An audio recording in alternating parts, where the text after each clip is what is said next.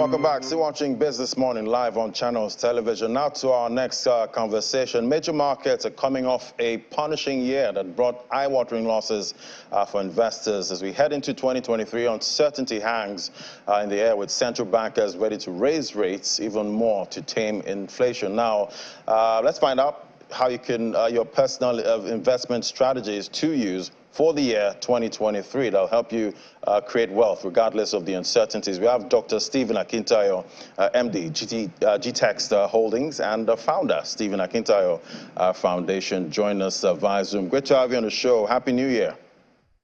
Happy New Year. It's good to see you again, Ladi. How you doing Good to see you, as always. So your foundation recently launched a $5 million fund for 5 years to support 1,000 SMEs. Tell us about this and what inspired the creation of this fund. Okay, thank you for having me once again. We started our foundation 15 years ago. We used to work with orphans, different outreach program for orphans, and then later on we started this Akintayo bursary scheme. And then during COVID, we saw the impact on SMEs.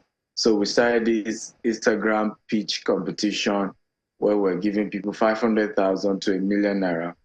And in the last 2 years, we've seen the impact of that. In fact, one of the winners of the 500,000 naira was a shoemaker, a female shoemaker. She went on to become first runner-up at a reality TV show called Titan, where they even give 20 million naira.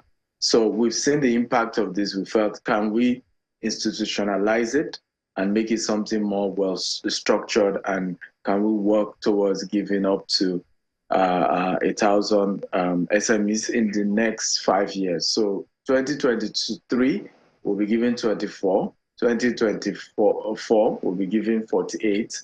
2025, we'll be giving 120 SMEs. Like that, it will get to 2027, which is the highest year of over 500 recipients for that year. You did mention the structure there. Give us a breakdown, of how these funds will be given out in terms of percentage. Yeah, so I think I just mentioned that in terms of breakdown of how people will be getting it, but it's a $5,000 grant as for SMEs. And the goal ultimately is to be able to accelerate the numbers of our winners gradually, because we also want to perfect the model. The model currently is that they have to go to www.stevenakintayofoundation.org to register. And we have 12 various categories. We just announced yesterday the 2 top winners for the month of January. And the month of January was for agriculture. We have Nutri Boom, Fino Coconut. The lady makes, different types of products from coconut. And then we have TY Foods. She does daily foods and using technology to be able to deliver it to people's home. So those are the 2 winners. So we still have 11 different fields to cover for the year. So every month we're announcing 2 winners till the end of this year. And the next year we'll be having every month 4 winners. And then 2025 we have every month 10 winners. 2026 every month 20 winners. And then 2027 I think we'll be having like 50 winners every month. And obviously, from 2022, we know liquidity has not been easy. So I'm wondering, how are you able to manage all of this and generate the funds to create the support for SMEs? Well, for us is that I do a lot of, I'm a serial entrepreneur. So a lot of what comes in since inception from my coaching program, I've written, now I'm adding 3 more books to my 37 books. My birthday, which is this coming Saturday, 28th of January, I earn every day from that coaching, mentorship. A lot comes into that. And I put majority of the funds back into the foundation. We also have friends and families who always support the foundation. And then we have the Gtext Homes, which is our real estate company, that has decided to put in a portion of the proceed from our 1,000 housing units, which is also going to grow to about 25,000 housing units by the year 2035. So a portion of what comes in from that is going to support the Steve Actel Foundation so that we're able to push this project. Ultimately, I mean, we started as a small company as well with just $10. And, you know, we understand what it means to start a business, to have a small business and struggle. In fact, I posted yesterday when I was announcing the two winners for January that I believe that when I meet God, I will tell him that Nigerian entrepreneurs must have automatic ticket to heaven, but they've already been through hell here on earth. But they're Nigerian entrepreneurs, so you know I what I'm can talking. imagine, yeah. It's been quite a grueling year. That's 2024, and obviously 2023 is already starting off quite topsy-turvy. But obviously, your birthday coming up Saturday. Happy birthday in advance, and I wish you on that day too. But you know, moving forward now, is this grant just for startups or you know existing business owners, and how can people actually take advantage of this? Beautiful. So the grant is for startups, but that have demonstrated that the market needs their services and the market is willing to pay, right, for the value service or product that they're offering in whatever small scale. We don't want companies that are already quite big do not need to apply. We had one of the applicants, she made it to the top 10, but she wasn't eventually picked among the top two because her business was already doing, I think, over 20 million a year. And we felt that, I mean, yes, everybody needs money. Even we need money. We're trying to build, you know, 25,000 houses. We need money. We're trying to sell. So everybody always needs money. You never have enough. But this grant is for more of those who are just starting. They've demonstrated the business work. We don't want ideas. Ideas in the air. Everybody has ideas. Demonstrate the idea first. Let it be that you've shown that people are willing to pay for the service or product you're offering. Then you are the kind of person to apply. And you just need to visit www.stephenakitafoundation.org and you select which of the category that fits into the type of business you do, and you go ahead and apply, and hopefully you make it to the top 50. The top 50 will be announced on our foundation and my personal Instagram page. Your pitch video will be uploaded. So this is also a way of promoting these businesses. And then we shrink to the top 10. The top 10 will now have a one-on-one pitch with me and a judge who is an expert in the field for that month. And then we'll pick the top 2. I'm sure a lot of these contestants will be quite nervous, you know, given all these pitches, like being on Dragon's den at this point. but for many, you know, 2023 is a pivotal year in Nigeria's economic history. You know, people have come into the year with questions, aspirations, hopes, and dreams. As a personal finance coach, how do you think people can grow their personal finance this year? You know, obviously, the uncertainties are still there, you know, for 2023. Absolutely. I mean, it's real. I mean, we just heard Microsoft is about to lay off, where Amazon has done 18,000, Google has done, Twitter did earlier last year. And I think Apple is about to do, because I mean, the CEO of Apple announced 40% pay cut. So when CEOs start talking like that, they are trying to say, oh, I was affected first before you say I sacked you. But I think the first thing that I advise anyone is that do not panic. You know, fear is false evidence appearing real. However, do not discard the realities. It's going to be a tough year. You might lose your job this year. And I mean, when you look at also our own CBN just raising interest rates, it means a lot of people in the manufacturing sector will have to start laying off people. So it's definitely going to be a tough year, no doubt about that. But what can you do, right, in terms of your own personal income? And I tell people, I say, you have to also look at yourself as the CEO of You Incorporated.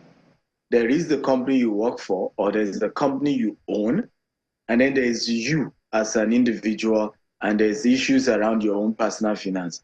The first thing I would advise you to do is to have some form of insurance for yourself.